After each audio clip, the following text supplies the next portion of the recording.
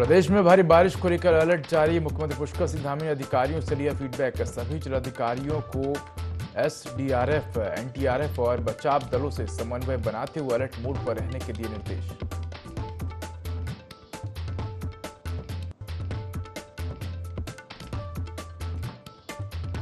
केंद्रीय गृह राज्य मंत्री नित्यानंद राय ने केंद्रीय बजट की गिनाई उपलब्धि। कहा, मोदी सरकार का बजट 2047 के विकसित भारत की आधारशिला। पर्यटन क्षेत्र में उत्तराखंड करेगा तरक्की।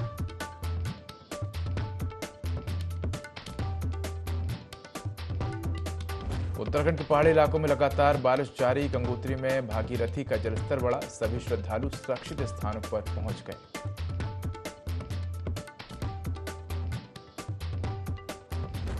देहरादून बागेश्वर में तेज बारिश का ऑरेंज अलर्ट। देहरादून में भारी बारिश की चेतावनी के चलते स्कूल बंद। हरिद्वार और ऋषिकेश में गंगा नदी का जलस्तर खतरे के निशान के करीब।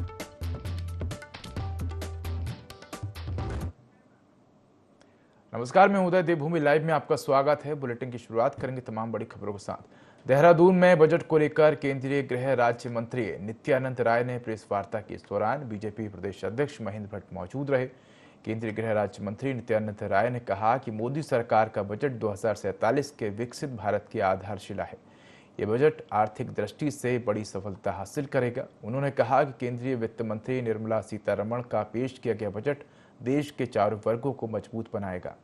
वहीं बजट में उत्तराखंड को मिली उपलब्धि को लेकर केंद्रीय गृह राज्य मंत्री ने कहा कि पर्यटन क्षेत्र में उत्तराखंड तरक्की करेगा।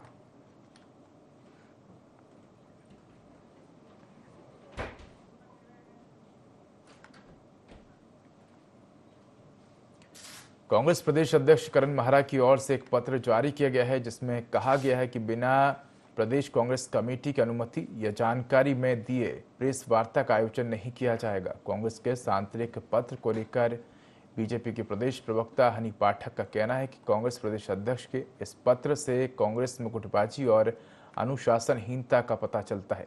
कांग्रेस में प्रदेश प्रवक्ता क्या बोल रहे हैं, पार्टी की क्या लाइन है, इसका कोई तालमेल नहीं है। अब गुटबाजी से जूझ रही कांग्रेस ने बड़े नेताओं को भी करण माहरा नाम की बैसाखी थमा दी है।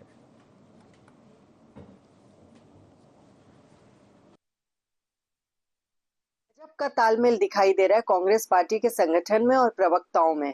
गजब का ही अनुशासन है और तालमेल है कि पता ही नहीं है कि कब बाइट करनी है, कब बयान देना है, कब प्रेस कॉन्फ्रेंस करनी है।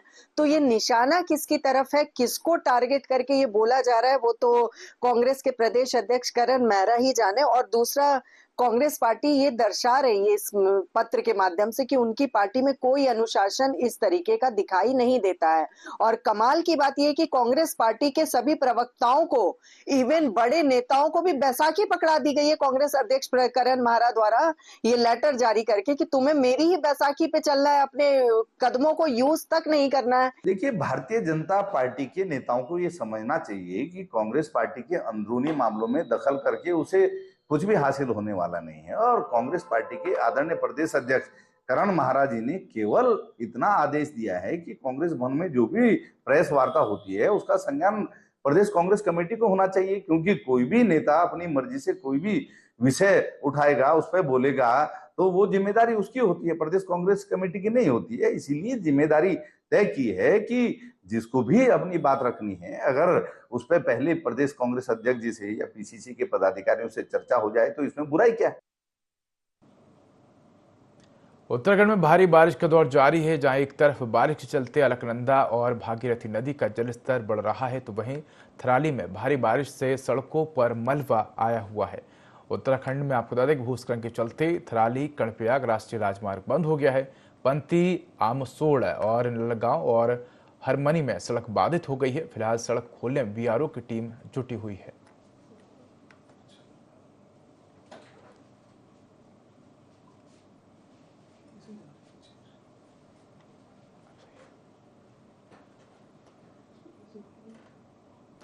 जुलाई से देवभूमि उत्तराखंड में शुरू हुई कांवड़ यात्रा के लिए पुलिस प्रशासन ने पूरा ट्रैफिक प्लान बना रखा है, जिसके तहत शहरी क्षेत्रों में कांवड़ियों के वाहनों को आवागमन करने की इजाजत नहीं है। जिसको लेकर देहरादून के एसपी सिटी प्रमोद कुमार ने कहा कि किसी भी कांवड़ वाहन को नगर क्षेत्र में आने की अनुमति नहीं है, चाहे वो सहारनपुर, हरिद्वार या मसूरी की तरफ से आ रहा हो।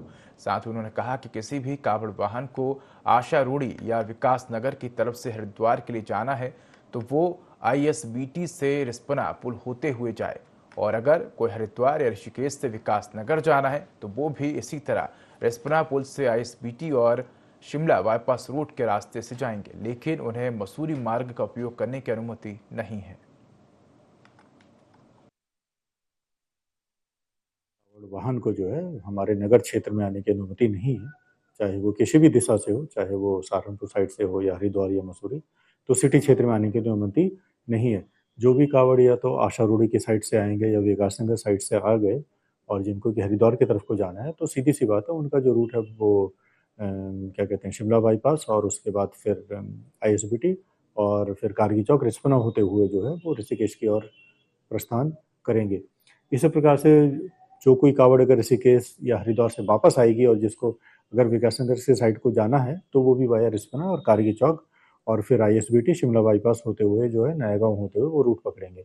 कदापि जो है किसी भी कावड़ यात्री को या कावड़ वाहन को जो है नगर क्षेत्र में और फिर नगर क्षेत्र से होते हुए कुठाल गेट और ये मसूरी की साइड आने की इजाजत नहीं है। डोईवाला के दुर्गा चौक जौली ग्रांट निवासी चंद्रमोहन सिंह ने की ITBP में बतौर निरीक्षक के पद पर तैनात थे। 25 जुलाई को पेट्रोलिंग के दौरान हिमाचल प्रदेश में साथियों के लिए वैकल्पिक ब्रिज बनाते हुए नाला क्रॉस करते समय पानी के तेज बहाव में बह गए। ITBP की अग्रिम चौकी में पुलिस कर्मियों ने उन्हें जब बचाया, लेकिन अस्पताल में उपचार के दौरान उनकी मौत हो गई। उनके पार्थिव शरीर को अंतिम विदाई दी गई। श्रद्धांजलि कार्यक्रम में सैनिक कल्याण मंत्री गणेश जोशी और IG संजय गुजियाल भी पहुंचे।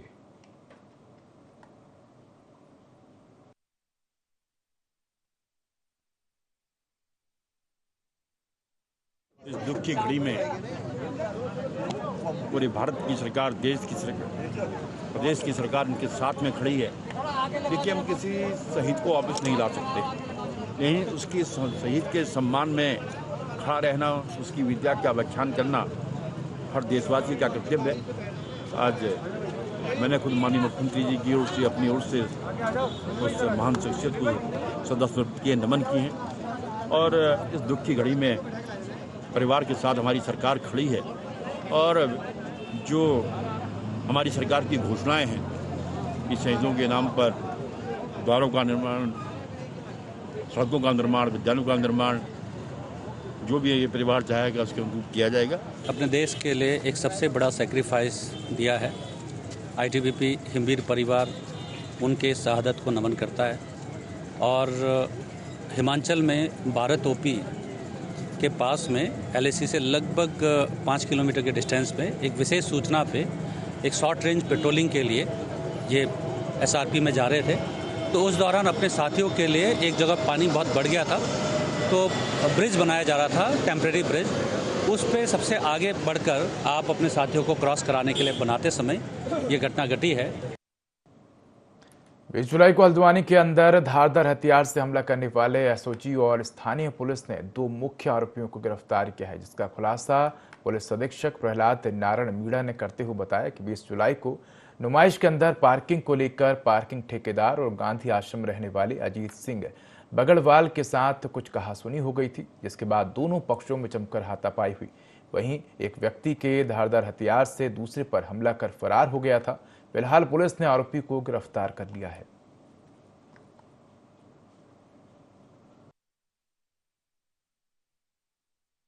नुमाइश के दौरान एक घटना हुई थी जिसमें कुछ लोगों के द्वारा हथियारों का प्रयोग करते हुए कुछ लोगों के ऊपर जानलेवा हमला किया। इसमें पुलिस ने तत्काल FIR रजिस्टर करते हुए कुछ लोगों को पहले गिरफ्तार किया। लेकिन इसमें 2 लोग जो थे वो फरार थे और ये 2 लोग न केवल इस घटना में शामिल है, जबकि ये अंतर जो जनपदीय गैंग है उनसे भी जुड़े हुए हैं। तो जब इन लोगों के बारे में पुलिस को पता लगा तो पुलिस ने अपने जो सर्विलांस है उसको एक्टिवेट किया और ये जो 2 अभियुक्त हैं इनको हमने गिरफ्तार किया है। इन दोनों अभियुक्त की एक लंबा चौड़ा क्रिमिनल इतिहास है और ये दोनों अभियुक्त हत्या के प्रयास में, अवैध हथियारों की सप्लाई में, इसके अलावा मारपीट, लोगों को धमकाना और पैसा वसूल करने के इनके ऊपर बहुत सारे मुकदमे हैं। हरिद्वार प्रशासन ने कावड़ मार्ग पर पड़ने वाली मस्जिद और मजार को ढकने का काम किया है। कावड़ यात्रा के दौरान आर्य नगर के पास इस्लाम नगर की मस्जिद और ऊंचे पुल पर बनी मजार और मस्जिदों को पर्दे से ढका गया है, जो स्थानीय लोगों को नागवार गुजर रहा है।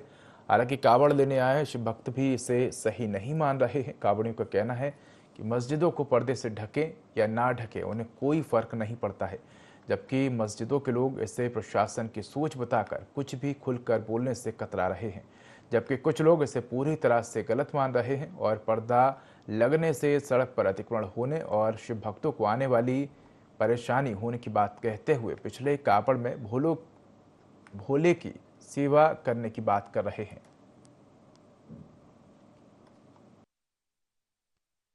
हम तो अपने भोले की मस्ती में चलते जाते हैं। हम मस्जिद पे तो हम ध्यान ही नहीं देते, भोले की मस्ती में चलते जाते हैं। जय भोले की। जी नहीं, मैं कावड़ 4 साल से आया, मेरी 5 ही साल है।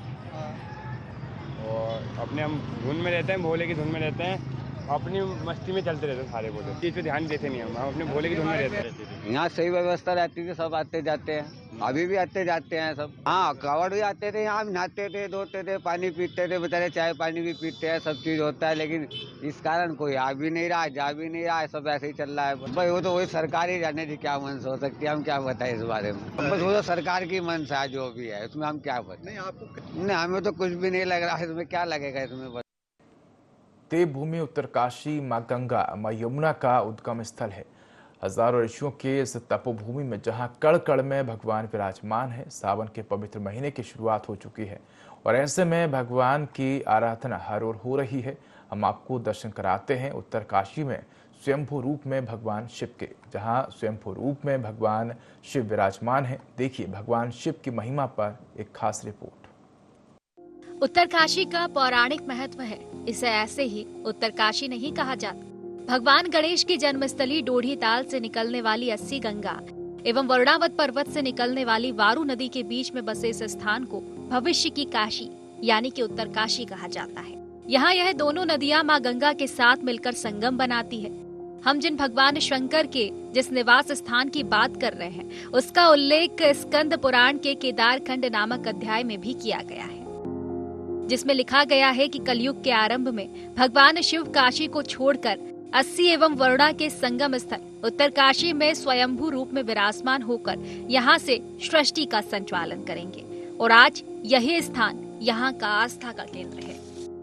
उत्तरकाशी काशी विश्वनाथ जी में प्रातः ब्रह्म मुहूर्त में यानी 4 बजे से यहाँ पर जो है अभिषेक का कार्यक्रम प्रारंभ होता है और पूरा दिन भर कार्यक्रम जो है रात्रि 8 बजे तक जो है ये कार्यक्रम संपन्न होता है। पूरे दिन में जो है ये जलाभिषेक ब्राह्मण लोग आते हैं, यहाँ पर बाहर देखेंगे आप, पूरे ब्राह्मण यहाँ पर आते हैं। जो जिसकी जो कामना होती है, जो जिसकी भावना होती है, या स्वयं कामना के निष्कामना भी इसके कार्यक्रम के लिए इस श्रावण के मास में विशेष महत्व माना गया। तिरुजलम त्रिनाकारम त्रिनेत्रम चत्रयाहिनम तिरुजलम पाप सिंहारम एक बिल्लस्यवार्पणमस्तु। ऐसे करके जो है आप कुछ भी नहीं, आपके पास आप बिलपत्र से भगवान शंकर को आशुतोष को प्रसन्न कर सकते हैं। ऐसे करके सावन में यहाँ जल चढ़ाने का महत्व है, तो यहाँ साल भर स्थानीय निवासियों एवं चारधाम यात्रा पर आने वाले लोगों का तांता भी लगा रहता है।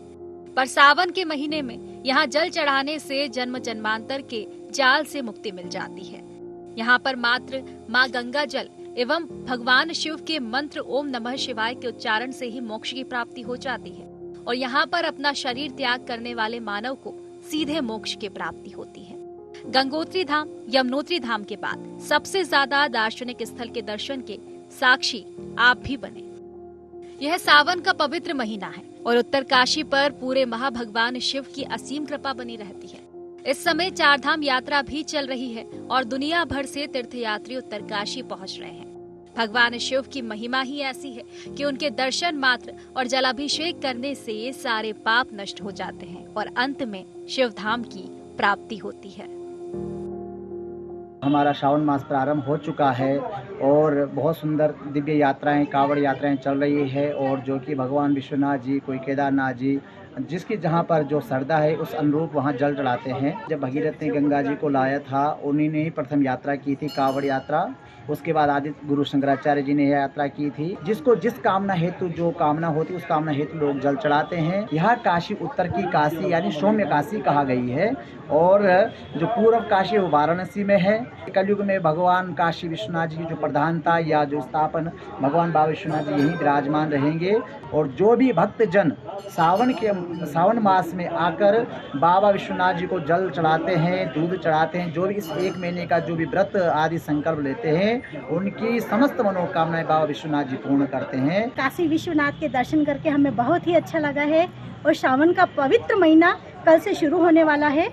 उसमें काशी विश्वनाथ चारों धाम के बहुत अच्छे हमने दर्शन करे हैं और भगवान सबकी मनोकामना पूरी। भगवान काशी विश्वनाथ जिसका कि महत्व जो है स्कंद पुराण में भी लिखा गया है कि कलयुग में जो है भगवान काशी विश्वनाथ अशी और बरना जो नदी है उनके बीच में जो है विराजमान होंगे। और मैं अभी खड़ा हूँ काशी विश्वनाथ मंदिर उत्तर काशी में, जहाँ पे आप देख सकते हैं कि लगातार जो यहाँ पे जो है सावन की जो है तैयारियां शुरू हो रही है। और इस सावन के महीने में यहाँ पे जो है स्थानीय लोगों के साथ साथ जो चार धाम पे यात्री जो आते हैं वो भी यहाँ पे जो है अपने श्रद्धा भाव से जो है यहाँ पे जल चढ़ाते हैं। और लगातार जो है यहाँ पे पूरे महीने भर जो है बहुत ज़्यादा भीड़ लगी रहती है। और इसमें यहाँ पे जो सबसे बड़ा महत्व है कि यहाँ पे जो भी जल चढ़ाता है उसकी मनोकामना जो है हमेशा पूर्ण होती है और आदमी का जो है जन्म जन्मांतर के जो व्यक्ति है उससे जो है मुक्ति मिल जाती है। दीपक नोटल, ND24।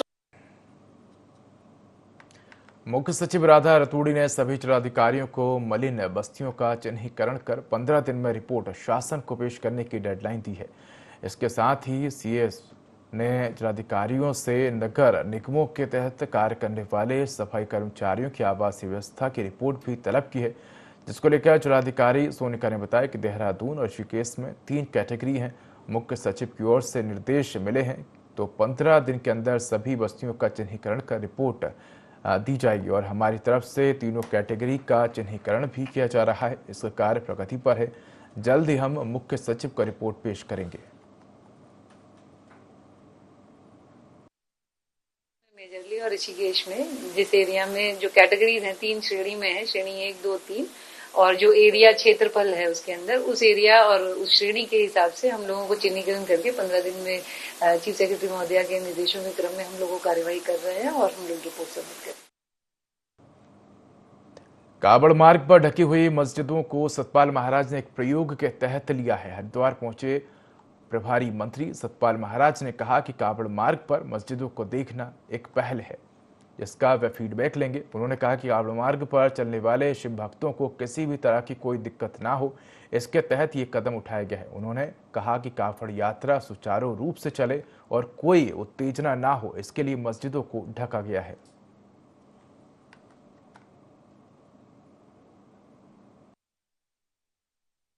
दिक्कत नहीं होनी चाहिए। आपको पता है कि जब कोई चीज़ होती है तो उसमें कुछ ओट लगा देते हैं, तो इस प्रकार से अगर किया गया है तो यही है कि कोई उत्तेजना ना हो, कोई भड़के नहीं और हमारा कावड़ यात्रा सुचारू रूप से चले, इसका ध्यान रखा गया है। पहली बार हुआ, आपको पता है जब कहीं कंस्ट्रक्शन होता है तो उसको भी ढक दिया जाता है, तो इस प्रकार से ये किया गया है। अब इसकी देखेंगे क्या इसका फीडबैक मिलता है, हम लोगों को उसका अध्ययन करेंगे।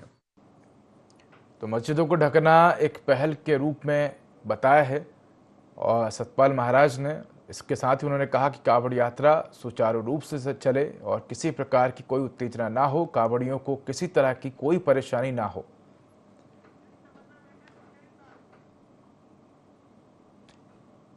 कावड़ यात्रा की व्यवस्थाओं और तैयारियों को लेकर उत्तर प्रदेश और उत्तराखंड पुलिस के बीच समन्वय बैठक हुई। बैठक बाजपुर रोड स्थित IGL फैक्ट्री काशीपुर के सभागार में आयोजित की गई, जिसमें उत्तर प्रदेश के मुरादाबाद, बिजनौर, रामपुर के कई बड़े पुलिस अधिकारी मौजूद रहे। साथ ही उत्तराखंड के कुमाऊं, उधम सिंह नगर के पुलिस अधिकारी भी मौजूद रहे।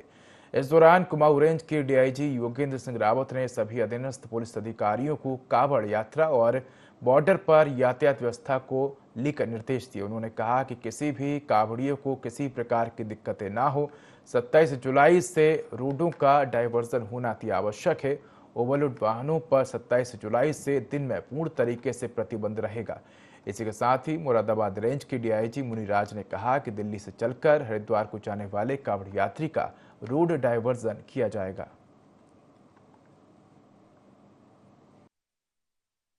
का लखनऊ की तरफ जाना है और लखनऊ से और उत्तराखंड से इधर से जाना वाला ट्रैफिक सब दिल्ली की तरफ पहुंचवाना। ये दोनों का सबसे महत्वपूर्ण जनपद होती है मुरादाबाद। हमारा पूरा मंडल पूरा कावड़ का भी पास कराता है। ये गढ़मुक्तेश्वर से टुवर्ड्स बरेली की तरफ पास कराना है और हरिद्वार से आने वाला कावड़ बिजनौर से और मुरादाबाद होते हुए इधर पास कराना है। कैसे ट्रैफिक का डाइवर्ट करेंगे और कावड़ का रूट कैसे रहेगी और किस हफ्ते तक हम लोग रहेंगे, ये ट्रैफिक प्लान रहेगी, इसके बारे में हमने डिसाइड किया है। तो इसी के सभी लोग अच्छी तरीके पालन करेंगे। उत्तर प्रदेश और उत्तराखंड के जो सीमावर्ती जनपद हैं, इनके वरिष्ठ अधिकारियों के मध्य एक इंटर-स्टेट काउंट मीटिंग हुई थी, जिसमें स्वयं डीआईजी मुरादाबाद साहब यहाँ पर हमारे बीच में हैं, मौजूद हैं। मूल रूप से इसका उद्देश्य दोनों स्टेट्स के बीच में कोऑर्डिनेशन को डेवलप करना, जो हमारे ट्रैफिक प्लान है उनको फाइन ट्यून करना और अधिकारियों के बीच में समन्वय स्थापित करना था। दिल्ली में केदारनाथ मंदिर बनने के बाद पैदा हुए विवाद थमने का नाम नहीं ले रहा है। जहां कांग्रेस इस विवाद पर हरिद्वार से केदारनाथ तक की पैदल यात्रा कर रही है, तो वहीं अब भाजपा की तरफ से भी कांग्रेस पर पलटवार किया जा रहा है। भाजपा के प्रदेश कार्यकारिणी सदस्य डॉक्टर विशाल गर्ग ने कांग्रेस की बुद्धि शुद्धि के लिए गंगा घाट पर हवन किया। इस मौके पर बोलते हुए डॉक्टर विशाल गर्ग ने कहा कि हिंदुओं की आशा का केंद्र बाबा केदारनाथ धाम को लेकर कांग्रेस की ओर से जिस तरह से झूठा प्रचार प्रसार किया जा रहा है, वह सरासर गलत है।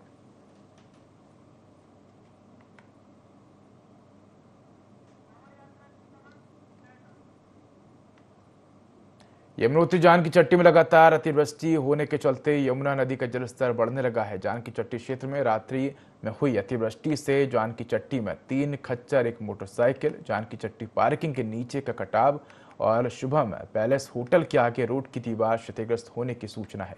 फिलहाल पुलिस की टीम मौके पर मौजूद है। अतिवृष्टि से यमुनोत्री राष्ट्रीय राजमार्ग हनुमान चट्टी के पास डाबरकोट के पास रास्ता बंद है।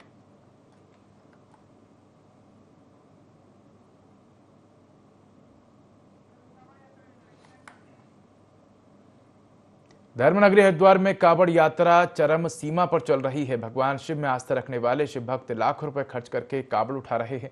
हरिद्वार के जूना अखाड़ा से महामंडलेश्वर यति नरसिंहानंद गिरी के शिष्यों ने कावड़ यात्रा की शुरुआत की। उनकी ओर से पीतल धातु से तैयार शिव परिवार की भव्य कावड़ की गई और गाजियाबाद की डासना पीठ में इस यात्रा का समापन होगा।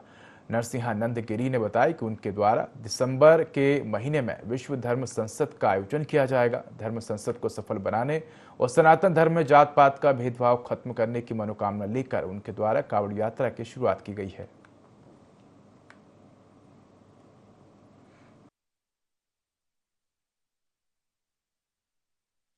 ये है कि सनातन धर्म की रक्षा हो, सनातन के शत्रुओं का समूल विनाश हो।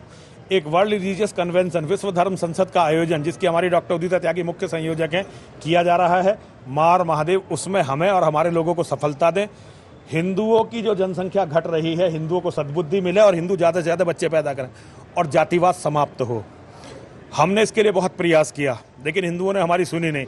अब शायद माँ और महादेव हमारी सुन लें, तो अब हम ये माँ और महादेव से प्रार्थना कर रहे हैं कि माँ और महादेव हमारी ये कार्य सिद्ध करें। माँ और महादेव की कृपा से ये अनुभव बहुत ही सुखद होगा और जिस धार्मिक भावना के साथ, जिस संकल्प के साथ हम ये कांवड़ लेकर जा रहे हैं कि वर्ल्ड रिलीजियस कन्वेंशन, जो कि जिहाद फ्री वर्ल्ड के लिए प्रयासरत है और शायद दुनिया का पहला सनातनी प्रयास है, गुरुदेव के मार्गदर्शन में गुरुदेव द्वारा शुरू किया हुआ, तो माँ और महादेव की कृपा रहे और ये प्रयास फलीभूत हो। इसके लिए दूसरा, हिंदुओं के सनातनियों के बीच में जो जातिगत वैमनस्य है वो खत्म हो, जातिवाद की भावना खत्म।